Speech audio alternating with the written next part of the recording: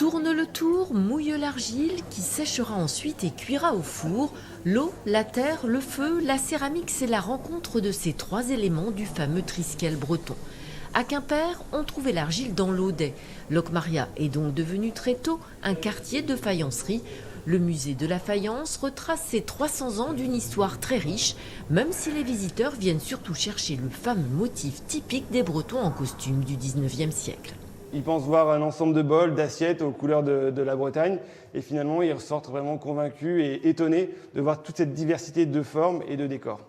On recense plus de 240 artistes qui collaborent avec les manufactures et chaque artiste va apporter vraiment son envie de couleur, son envie de forme et ça c'est un monde totalement à découvrir, loin de cette image d'Épinal. Des Seisbreur au mouvement art déco en passant par Mathurin-Méheux et jusqu'à des artistes plus contemporains, la faïence quimpéroise est donc en perpétuelle évolution.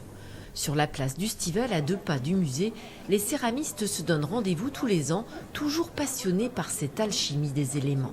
C'était vraiment le travail de la terre, du modelage qui m'a plus inspirée. Et tout naturellement, la terre, si on veut la transformer réellement, on passe aussi par le feu. La première envie, c'était de transformer l'argile par le feu, de voir comment cette argile souple, molle, va pouvoir durcir avec l'air, le séchage, et ensuite, par le passage à la flamme, se durcir définitivement, retrouver son état de roche. On est obligé d'allier la terre, l'eau, l'air et le feu pour obtenir une céramique et de comprendre tous ces éléments, leur agencement, leur interaction, pour obtenir une céramique. Et c'est vraiment entrer dans une forme de secret, en fait. Côté motif, les chats ont détrôné les Bretons en costume.